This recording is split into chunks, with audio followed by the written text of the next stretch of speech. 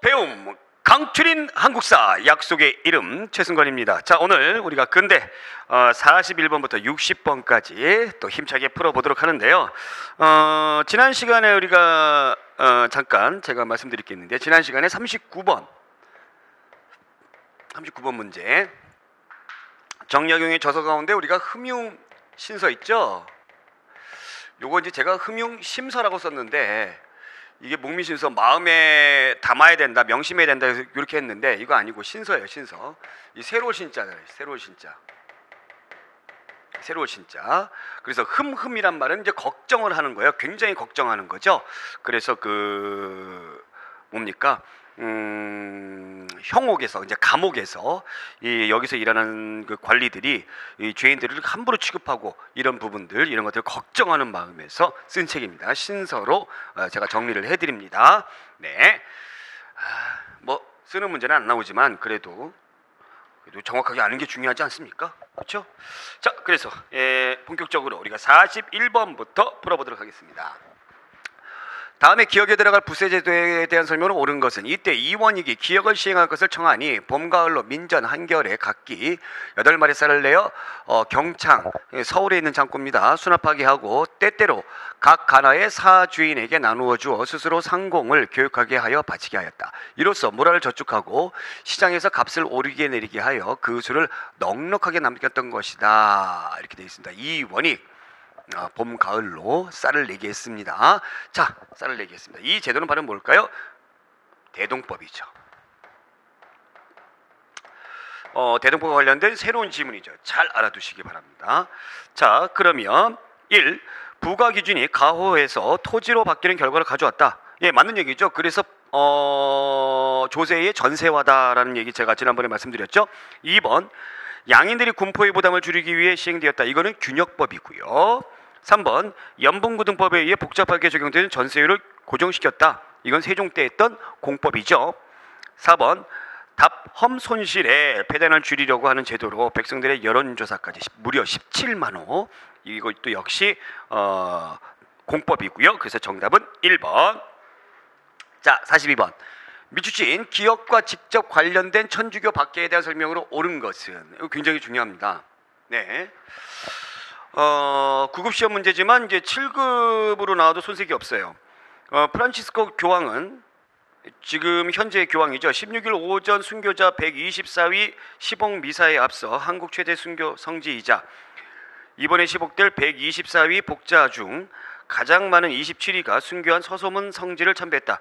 이 천주교에서, 가톨릭에서 그 세인트, 성인들이 있죠. 우리나라가 아마 103위인가 그럴 겁니다. 그 다음에 성인 바로 밑에 있는 단계가 복자라고 불러요. 복자. 이곳은 본래 서문 박순교지로 불리는 천주교 성지였다. 한국에 천주교가 들어온 후 박해를 당할 때마다 이곳에서 많은 사람이 처형을 당했으니, 특히 황사영 백서로 알려진 황사영도 이곳에서 처형되었다. 네. 소서문에서.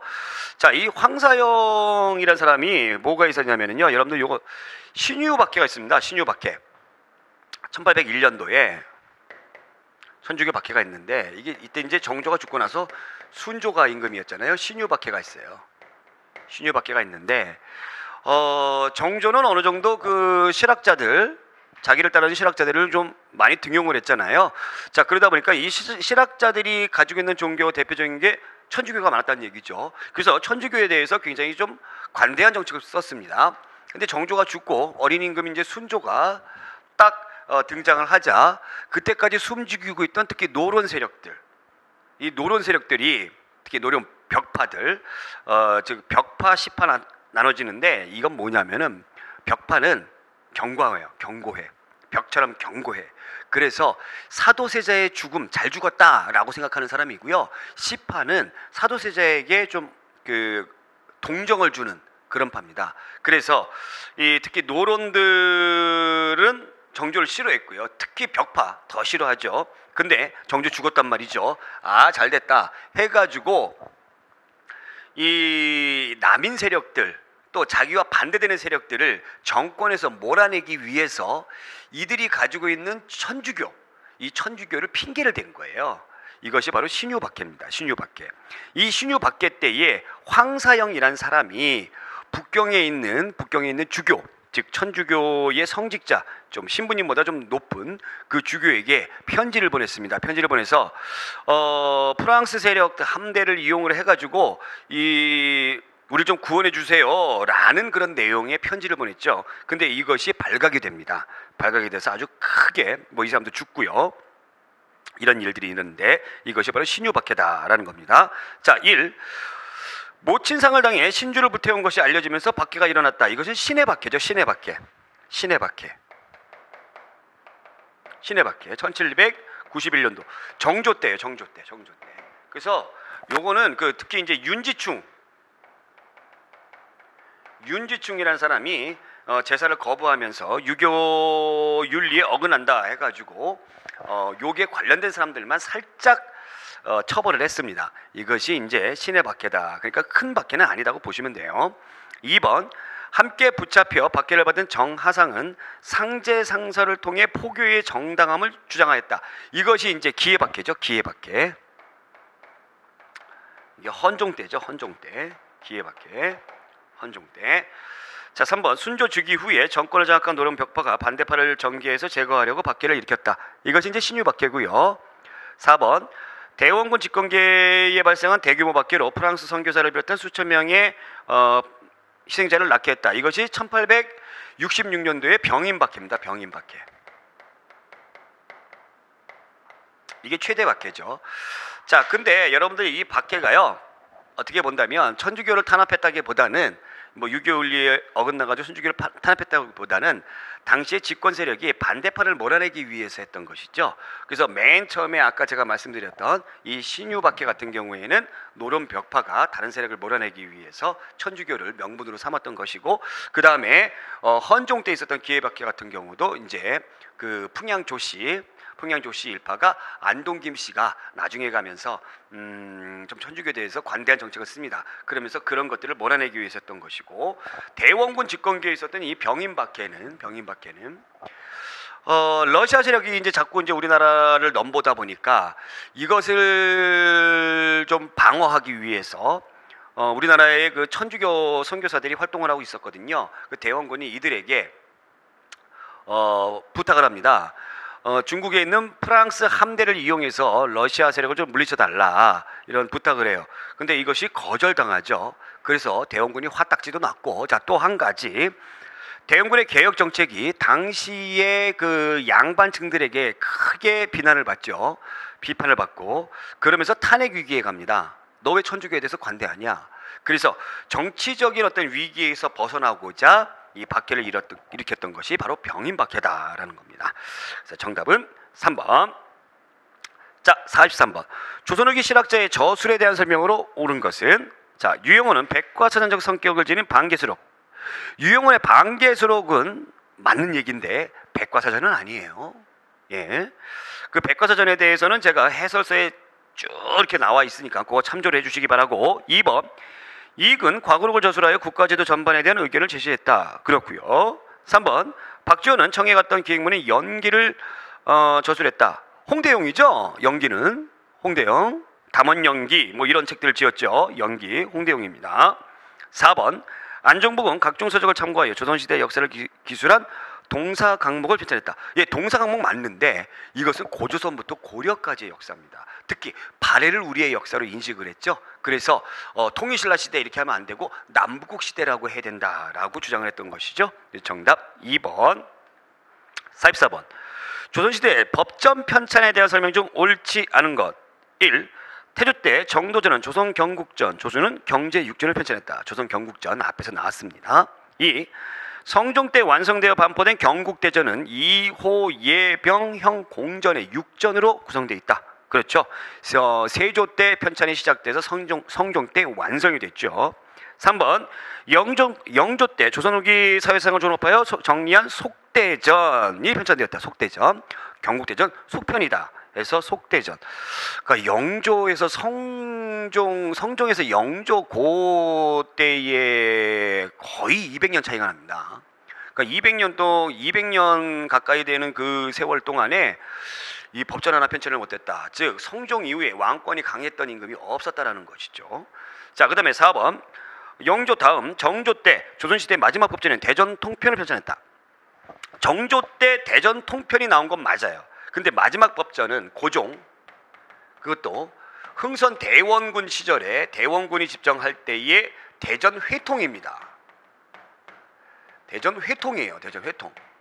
그래서 이거 순서별로 어떻게 외워라. 경국대전, 경국대전 속편, 속대전. 그 다음에 정조 때, 정조 때도 왕권이 강했잖아요. 그래서 통합편까지 나왔어요. 그래서 흥선대원군 회고편, 이렇게 말을 지어서 외워주시면 금방 순서가 머릿속에 쑥 들어갈 겁니다. 그래서 정답 4번. 자, 45번. 다음 자료에 보이는 시기의 경제 상황에 대한 설명 중 옳지 않은 것은 보겠습니다. 네, 조금 시험에 볼 일이 있어 그대에게 만금을 빌리러 왔어 하였다. 박지원의 허생전이죠. 여러분들 잘 알 거예요. 허생은 만금을 얻어 생각하기를 저 안성은 기, 호의 어우름이요 삼남의 어기이다. 안성이 그렇다는 얘기죠. 기호의 기호, 경기와 이 호, 충청이죠. 그다음에 하고는 이에 머물러 살았다. 그리하여 대추, 밤, 감, 배, 석귤, 규, 유자 등 과실을 모두 2배 값으로 사서 저장하였다. 허생이 과실을 몽땅 사들이자 온 나라가 잔치나 제사를 치르지 못하게 되었다. 그런지 얼마 아니 되어서 2배 값을 받은 장사들이 도리어 10배의 값을 치렀다. 네.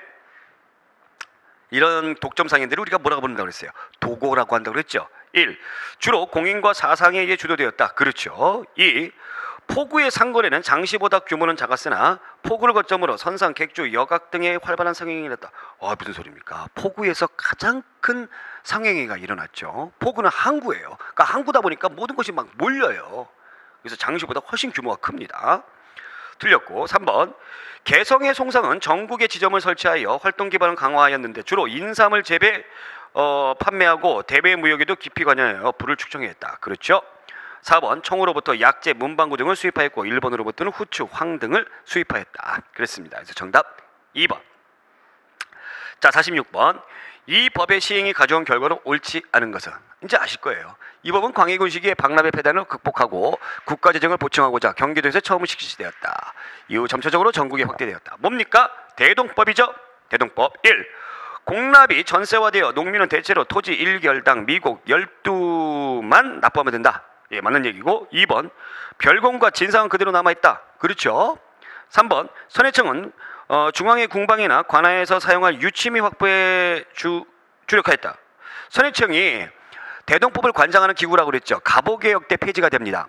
근데 여기 지난 시간에도 제가 말씀드렸듯이 이 유치미는 어디에서 하는 거예요? 유치미는 유치하는 거 두는 겁니다. 이거는 지방입니다.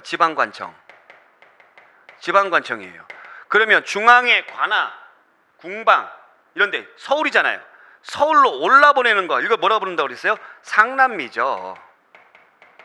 그래서 뭐가 점점 많아졌다고 그랬어요? 상남미가 많아졌다고 그랬죠. 상남미가 많아지니까 중앙 같은 경우에는 재정 결핍에 시달릴 수밖에 없었다. 틀렸고 4번. 공인은 관청에서 공가를 미리 받아 필요한 물품을 사서 납부했다. 그렇습니다. 정답 3번. 47번 볼게요. 다음과 같이 주장을 한 조선 후기 학자에 대한 설명 중 옳지 않은 것은 국가는 마땅히 한 집의 생활에 맞추어 재산을 계산해서 토지 몇 부를 1호의 영업전으로 하여 네, 영원히 일할 수 있게끔 해주는 거죠. 하여 당 제도처럼 한다. 땅이 많은 자는 빼앗아 줄이지 않고 미치지 못하는 자도 더 주지 않으며 돈이 있어 사고자 하는 자는 비록 1100결이라도 허락하여 주고 땅이 많아서 팔고자 하는 자는 다만 영업전 몇 부 외에는 허락하여 준다. 즉 영업전은 팔 수가 없다는 얘기죠. 이것이 이게 뭡니까? 한전론이죠. 한전론입니다. 그러니까 부동산 투기를 막는 거죠. 그러면서 이제 일반 백성들의 기초적인 어떤 삶을 보장해 주고자 했던 그런 제도입니다. 1번. 역사의 흥망성쇠는 시세에 따라 이루어진다고 하였다. 그렇습니다. 2번. 매매를 금지한 영업전을 설정함으로써 기본적인 농민 생활을 보장하고자 했다. 그렇죠. 3번. 부세를 완화하고 서울 허통을 방지하여 호포제 실시를 반대했다. 우리가 앞에서 나왔습니다. 누구죠? 허목이죠. 허목. 4번 관직은 적은데 과거에 응시할 사람이 많은 데서 붕당이 생긴다고 보았다. 예, 당연한 얘기고요. 정답 3번. 48번 조선 후기 신분제 동요에 대한 설명 중 옳지 않은 것은? 신분제 동요에 대한 설명 중 옳지 않은 것. 1.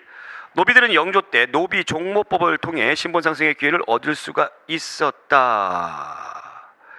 영조 때 노비 종모법을 통해 신분 상승의, 노비 종모법이란 게 뭐죠? 아버지, 엄마의 그 신분을 따지는 거죠. 그래서 엄마의 신분에 따라서 뭐가 되는 겁니까? 이 출신 신분이 정해지는 겁니다. 그렇죠? 네. 그렇기 때문에 이 노비들이 영조 때 노비 종모법, 그래서 함부로 노비를 갖게 하지는 못하는 그런 법을 만들었죠. 만들면서 신분 상승을 어느 정도를 할 수 있는 기회는 가지고 있었다라는 얘기입니다. 기회는 가지고 있었다라는 거예요. 자, 이게 무슨 얘기냐면은 이 얘기입니다. 홍길동 예를 들게요. 아버지가 있어요. 엄마가 있습니다. 아버지가 있고 엄마가 있고, 엄마가 노비예요. 여기서 이제 아들이 나왔어요. 신분이 뭐죠? 노비죠. 노비입니다. 근데 이 사람하고 양반인 아씨하고, 양반이에요, 사랑을 나눴어요. 그래서 여기서 아들이 나왔어요. 신분이 뭐예요? 노비종모법이니까 양반이 되는 거예요. 이 얘기예요. 원래 일천즉천이에요. 원래 일천즉천. 원래는 이거예요. 한 사람만 천민이면 다 천민이다 라는 건데, 이것을 너무 천민의 수가 많아지게 되면은 어떤 현상이 나타나죠? 여러분들, 국가재정이 어려워지죠. 그래서 노비종모법을 만들어 놓은 겁니다. 원래 노비종모법은 시행의 목적이 엄마의 그 신분을 따르게 함으로 인해서 이 노비수의 증가를 획득했던 거예요. 원래 목적은. 근데 이것을 정조 때는 반대로 역으로 이용을 했다라고 보시면 되겠습니다. 자, 2번. 부유한 상민들은 공명첩을 사서 양반 신분을 취득하여 군포를 면제받을 수 있었다. 그렇죠. 공명첩. 이름 쓰는 데가 비어 있어요. 비어 있어가지고 돈 갖다 주면 거기다가 그 관리 임명장에다가 이름만 착착착착 써주는 거죠. 3번. 기술직 중인들은 관직 진출의 제한을 없애달라는 대규모 소청 운동을 벌여 정조 때 유득공, 박제가, 이덕무 등 규장과 검서관으로 기용되었다. 유득공, 박제가, 이덕무가 중인인가요? 아니죠. 서얼입니다. 서얼. 이거 서얼 중인들이 아니에요. 예, 중인들이 아니에요. 자, 그렇다면 중인들의 소청 운동은 있었을까요? 없었을까요? 있죠. 이 중인들이 소청 운동을 벌이는데 언제 벌이냐면 철종 때 벌입니다. 19세기 중반에 철종 때. 그래서 행정실무가잖아요. 기술자잖아요. 그러니까 이 사람들 없으면 조선의 시스템 마비예요. 그러니까 자기네들이 굉장히 중요한 일을 하고 있다는 것을 본인들이 알고 있어요. 그래서 집단적으로 소청운동을 벌입니다. 1670명이나. 어마어마한 거죠. 어마어마. 정부가 깜짝 놀랐죠. 물론 들어주진 않습니다만 점차 이 사람들이 중요한 사람들이구나 라는 걸 인식하게 되는 것이죠. 4번. 서얼은 외란 후에 시행된 납속제가 공명첩을 이용한 관직에 나갈 수 있었으며 여러 차례 집단 상속운동을 벌여 홍문관과 같은 청요직으로, 청요직이라는 건 굉장히 중요한 그런 관직을 얘기하는 거죠. 진출하는 것을 허용해달라고 요구했다. 서얼들의 이런 소청운동은 점차 들어주죠. 그래서 대표적인 예로 언제? 정조 때 많이 청요직에 진출을 했습니다. 자, 그 다음에 이제 49번 보겠습니다. 49번. 다음 보기에 우리나라와 관련된 서양인들의 시기적 순서가 바른 것은? 이런 문제가 탁 튀어나왔어요. 벨테브레, 하멜, 오페르테, 멜렌드로프 쭉 나오는데, 이 벨테브레 같은 경우는 여러분들 그 박연이에요. 이름이 박연이. 우리나라에 귀화해서 오랫동안 살았습니다. 지네 동네 안 가고. 네덜란드 사람이죠. 왜 이 사람이 벨테브레 하면 얀스 벨테브레, 얀얄스 벨테브레. 벨테브레가 성이잖아요. 이게 뒤에 있으니까. 그래서 비읍다 가지고 박씨 준 거고요. 얀이니까 연 이름 붙여준 겁니다. 그래서 선조 때부터 쭉 활약을 했어요. 그래서 병자 호랑까지도 이 사람이 참여를 했던 무인입니다. 조선시대의 무인. 그 다음에 하멜은 효종 때 네덜란드 사람이죠.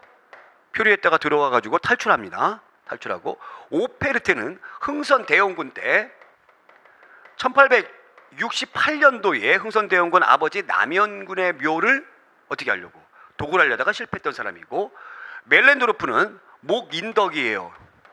이 사람도 우리나라에 강화도 조약 이후에 개화 정책을 하게 되면서 청나라의 추천으로 인해 가지고 우리나라의 그 고문으로, 외교 고문으로 들어오는 사람이죠. 이 독일 외교관입니다. 멜렌드르프. 그래서 목인덕이라는 사람이죠. 그래서 개화기 때에 활동했던 외국인이죠. 그 순서별로 골라라 그러면 기역, 니은, 디귿리을이죠.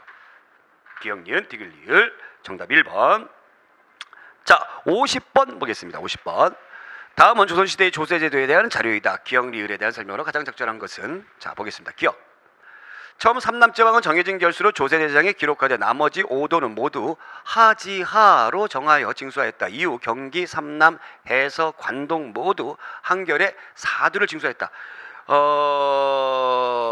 처음에는 모두 하지하, 제일 낮은 걸로 했다는 얘기죠. 예. 그 다음에 전부 다 경기도, 뭐 관동, 강원도 이런 데까지 최하로. 이거 뭐죠? 영정법이죠. 인조 때 했던 영정법. 자, 니은. 소출이 10분이면 상상년으로 정해 1결당 20도, 2분이면 하하년. 4도씩 거두면 된다. 이거 연분구등이죠. 공법입니다.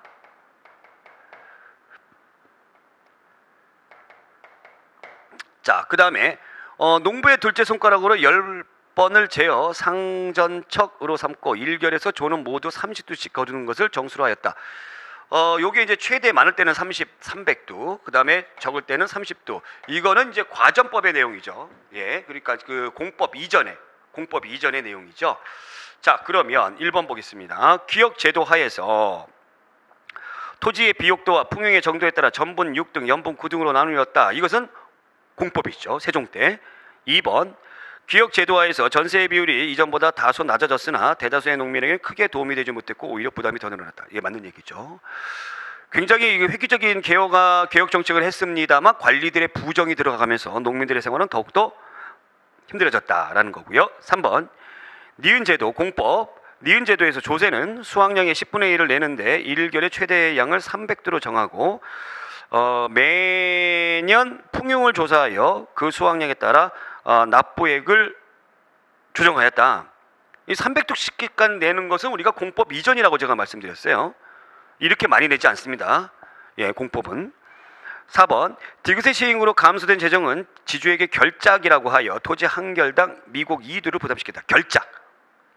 우리가 배웠죠? 균역법의 부족한 부분을 내기 위해서 했던 것입니다. 그러니까 균역법의 부족한 부분이 이게 있어요. 결작이 있었고, 그 선무금감포 있었고, 어장세, 염세, 선박세 이런 것이 있었다. 그래서 정답은 2번. 자, 51번. 조선시대 혼인풍습에 대한 설명으로 옳지 않은 것. 1. 조선 중기까지도 혼인 후에 남자가 여자 집에서 생활하는 경우가 있었다. 중기까지. 네, 그렇습니다. 네. 2번. 여성의 재가가 비교적 자유로웠고 그 소생자직의 사회적 진출도 차별을 두지 않았다. 무슨 소리입니까? 조선시대에는 여자들 재가 못하게 했어요. 그렇죠? 그러면서 이 소생의 자식, 즉 뭡니까? 서얼이죠. 얘네들은 뭐를 못 보게 했습니까? 문과를 못 보게 했습니다. 예.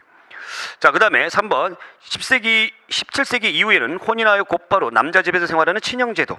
그렇죠? 4번. 혼인 형태는 일부 일처를 기본으로 하였지만 남자들은 첩을 들일 수가 있었다. 그렇습니다. 그래서 정답은 2번. 자, 52번. 다음 서적이 편찬된 시기에 해당하는 왕의 업적에 대한 설명으로 가장 적절하지 않은 것. 대전통편, 동문이고, 탁지지, 무예도보 통지. 무예도보 통지. 네, 이거 언제입니까? 정조 때죠. 정조 때. 1. 친위 부대인 장룡영을 설치하여 왕권을 뒷받침하는 군사적 기반을 갖추었다. 그렇죠. 2. 각 분당의 주장이 옳은지 그른지를 명백히 가려냅니다. 준엄하게 밝혀요. 적극적인 탕평. 이게 준농탕평이죠. 준논탕평. 정조 때. 3. 비변사를 폐지하였고 의정부와 삼군부의 기능을 회복시켜 왕권을 강화했다. 흥선대원군이죠. 고종 때. 4. 신진 인물이나 중하급 관리 중에서 유능한 인사를 재교육하는 초계 문신제도 실시하였고 규장각을 강력한 정치기구로 육성했다. 맞는 얘기죠. 정답은 3번. 자, 53번. 조선 후기 통치체제의 변화 내용으로 가장 적절하지 않은 것. 1. 비변사는 16세기 중종 초에 여진과 왜구를 대비하기 위해 설치되었으나 임진왜란 이후 기능이 강화되자 의정부와 육조 중심의 행정체계는 유명무실해졌다. 예, 맞는 얘기입니다. 2번. 지방군 방어체제는 16세기 후반 진관체제였다가 임진왜란 이후에 재승방략체제로 복구되고 소고법에 따라 군대가 편제되었다. 이거 틀렸죠. 이거 제가 굉장히 중요하다고 말씀드렸는데 진관체제는 세조 때에 진관체제가 이게 실시됩니다. 이게 이제 일반적으로 군현 단위의 지역 방어라고 보시면 돼요. 군현 단위의 지역 방어. 그러니까 내 지역만 잘 지키면 돼요. 남의 지역 신경 안 써도 돼요. 그러다가 대규모 군사가 들어올 때는 이 진관체제가 한계점이 있더라. 그래서 이것을 극복하기 위해서 재승방략입니다. 도 단위로 이렇게 하는 거죠. 그래서 재승방략이라는 게 뭐예요? 압제한다. 압제해서 승리한다. 초반에. 그래서 군사들을 쫙 끌어 모아가지고 걸리 쫙 가는 거예요. 가는 겁니다. 주적부려 이게 재승방략이죠. 이것이 이제 중종 때 실시가 됩니다. 그러다가 이 재승방략이 안 되는구나라고 그 한계점을 깨달았던 그 사건이 바로 뭡니까? 임진왜란 때 신립의 탕금대 전투였죠. 주력부대를 죄 걸리 몰아서 줬는데 한 방에 패하니까 방법이 없는 거죠. 그래서 나중에 가면은 진관체제로 복구가 되는데 여기에 플러스 속오군 체제로 가더라라는 얘기죠. 자, 속오군 체제는 바로 뭐냐면 원래 그 잡새꾼 있잖아요. 잡새꾼. 군대 안 가는 애들, 뭐 양반이라든가 뭐 서얼이라든가 노비라든가 얘네들 그냥 예비군으로 이렇게 편성을 해놨어요. 훈련도 안 시키고 예비군으로 편성을 해놨는데 임진왜란 딱 들어보니까 원래 군대 안 가는 애들이 이제 뭐가 결성이 됐어요? 의병이 결성이 돼서 정규군보다 훨씬 더 잘 싸우더라라는 얘기입니다. 그래서 야, 그럼 지방에 이 소고군 체제를 편성을 하자. 거기에 플러스 진관으로 가자 했던 겁니다. 예, 틀렸죠. 3번.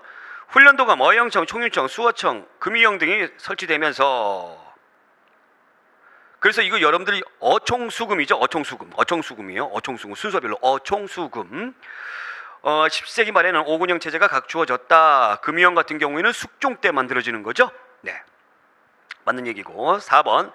3사의 언론 기능이 변질되었으며 3사는 각 붕당의 이해관계를 대변하기도 했다. 그렇습니다. 그러면서 원래 이제 3사가 이 대간의 역할을 제대로 해야 되는데 붕당 정치의 패다.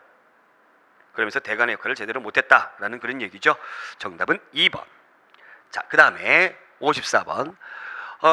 다음에 가나는 예속 논쟁과 있었던 정치적 대립이다. 가나를 주장한 각 분당에 대한 설명으로 가장 적절한 것은 효정은 임금이셨으니 새 어머니는 인조 임금의 계비는 돌아가신 효정에 대해 3년 상복을 입어야 합니다. 임금의 예는 보통 사람과 다릅니다. 네, 차남이지만 장남의 예를 갖는다라는 얘기입니다. 그죠? 그래서 왕사, 이게 좀 어려운 말로 왕사 부동리예요. 그러니까 왕과 일반적인 사대부하고는 같지 않다라는 얘기죠. 예의가 같지 않다. 그 다음에 이건 누구예요? 그러면 남인이죠. 남인. 효정의 형제 서열상 차남이셨으니 새어머니 인조임금의 계비는 돌아가신 효정에 대해 1년복을 입어야 합니다. 천하의 예는 모두 같습니다. 그럼 이건 뭐예요? 왕사 동례죠. 왕사 동례. 이건 뭐예요? 서인이죠. 네. 자, 1번. 기의 예송에서 가의 주장이 채택되었다. 이럴 때에 이 예송과 황국의 순서를 여러분들이 아시는 게 중요해요. 기갑, 경기갑이었죠. 그래서 기의 예송. 처음에 그러니까 이게 지금 기의 예송이잖아요. 그죠? 돌아가신 효종에 대해. 그죠? 이게 기의 예송이네요. 가의 주장이 채택됐다. 가의 주장이 아니라 뭐의 주장이죠? 서인의 주장이죠. 처음에 서인. 나죠. 2번. 나의 주장을 한 붕당은 경신왕국 이후에 노론과 소론으로 분열하였다. 서인들은 숙종 때 노론과 소론으로 분열을 하였다. 네, 그렇죠. 3번. 가의 주장을 한 붕당은 신권 강화를 중시하였고, 남이들 신권 강화 아니죠. 왕권 강화. 그 다음에 나의 주장을 한 붕당 서인들은 왕권 강화 아니죠. 신권 강화죠. 지들 멋대로 하고 싶어 하는 겁니다. 4번. 효종비가 사망한 후에 갑인 예송이죠. 나의 주장을 한 붕당은 자의대비 조대비가 1년복을 입어야 한다. 1년복이 아니라 9개월 입어야 효종비가 사망한 후에 나의 주장을 한 붕당 서인들은 9개월이죠. 남인들이 1년이죠. 그렇죠? 네, 틀렸습니다. 그래서 정답은 2번. 요거 잘 풀어주셔야 돼요. 이런 문제. 그러니까 명맥, 흐름만 열심히 아시면 헷갈리지 않고 잘 푸실 수가 있을 겁니다. 55번. 다음 보기에 비추신 나의 학파에 대한 설명으로 가장 적절한 것은? 자, 보겠습니다. 18세기 전반에 농업 중심의 개혁론을 제시하는 시작자들을 뭐라고 합니까? 중농학파죠. 이 학파들은 공통적으로 농민 생활의 안정을 위한 토지제도의 개혁을 중요하게 생각하였다. 이에 비하여 18세기 후반에 청나라 문물을 적극적으로 수용하여 이용후생에 힘쓰자고 주장한 이들을 무슨 학파? 중상학파 또는 북학파라고 하죠. 그래서 중농학파, 제가 강의 때 말씀드렸던, 이론 강의 때 말씀드렸던 게 약간 이제 시골적인 냄새가 좀 풍겨요. 그래서 약간 좀 촌스럽게 정의유 이렇게 요랬어요. 정의유, 정약용, 이익, 유형원입니다. 유형원. 그 나머지 뭐 박지원, 박재가, 홍대용, 그다음에 유수원 이런 사람들은 중상학파죠. 자, 1. 가학파의 선구적인 인물로 유수원으로 반개수록은 유형원이죠. 2번. 나학파의 이익은 나라를 좀먹는 6가지 폐단을 지적하였다. 이익은 중농학파 가고요. 3. 나학파의 홍대용은 의산문답을 지전설을 주장했다. 맞는 얘기죠. 네, 홍대용의 의산문답 지전설. 자, 4번. 나학파의 박지원은 생산과 소비의 관계를 우물물에 비유하여 절약보다 소비를 권장했습니다. 이거 누굽니까? 우리가 앞에서 아주 잘 나왔던 박재가죠. 네, 박재가. 정답 3번. 자, 56번. 조선 후기 상업 발달에 대한 설명으로 가장 적절하지 않은 것, 틀린 것 골라라. 1. 포구가 새로운 상업 중심지가 되었고 포구에서 상거래는 장시보다 규모가 컸다. 네, 앞에서도 나왔던 부분이었죠. 2번. 객주와 여객은 주로 포구에서 상품의 매매를 중개하고 부수적으로 운송, 보관, 숙박, 금융 등의 영업도 하였다. 그렇죠. 3번. 청과의 무역이 활발해지면서 국경지대를 중심으로 공적으로 허용된 무역인 개시와 사적인 무역인 후시가 이루어졌다. 우리가 앞에 나왔던 무슨 후시 유명합니까? 책문 후시 있었죠. 그럼 일본과의 후시는 뭐예요? 외관에서 주렸죠. 외관. 그래서 외관 개시, 외관 후시 그렇습니다. 4번. 국제 무역에서 사적인 무역이 허용되면서 상인이 무역 활동에 적극적으로 참여하였는데 특히 내상은 대중국 무역을 주도하면서 재화를 많이 축적했다. 내상, 동네죠. 동네. 어디입니까? 오늘날의 부산. 그러면 이들은 대일본 무역이고 대중국, 대청 무역을 했던 사람은 만상이죠. 의주를 근거지로 하는 만상입니다. 그래서 정답은 4번. 자, 57번 보겠습니다. 이거 약간 까다로운 문제예요. 다음 보기 중 조선시대 역사서와 역사가에 대한 설명 중 옳은 것을 모두 골라라 였습니다. 기억. 조선왕조실록은 사관이 국왕 앞에서 기록한 시정기, 각 관청의 문서를 모아 만든 사초 등을 종합, 정리하여 편년체로 편찬됐다. 편년체는 맞아요. 그런데 사관이 쫓아다니면서 국왕 앞에서 계속 적어요. 이걸 뭐라고 불러요? 사초라고 하는 거죠. 사초. 시정기는 뭐예요? 관청의 일지입니다. 관청의 문서예요. 서로 바뀐 거죠. 니은. 성종 때는 고조선부터 고려 말까지의 역사를 정리한 편년체 통사인 동국사략이 간행되었다. 자, 동국사략. 동국사략이 아니라 동국통감입니다. 동국사략 아니에요. 동국통감이에요. 동국사략이 2권이 있습니다. 태종 이방원 때 권근이 중심이 돼가지고 뭐 하륜 같은 사람이 이렇게 지어가지고 만든 동국사략이 있는데 이 책은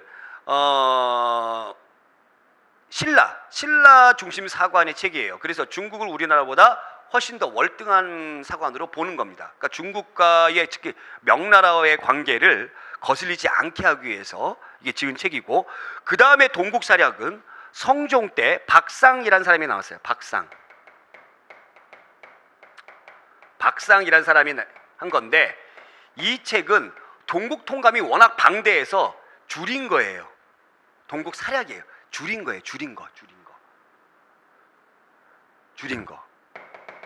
근데 이거 두 가지를 어떻게 구분합니까? 이게 뭐 성종 때도 동국 사략 나왔잖아요. 이거 왜 틀려요? 왜 틀려요? 편년제 통사라는 말이 틀린 거예요. 이건 줄였기 때문에. 편년제 통사는 동국 통감이다라는 거죠. 이거 줄인 게 동국 사략이다. 박상이 했던 거. 그러니까 똑같은 이름이 두 개 있어요. 태종 때 만들어진 동국 사략, 성종 때 만들어진 동국 사략. 요 구분할 수 있어야 되고요. 자, 그다음에 디귿.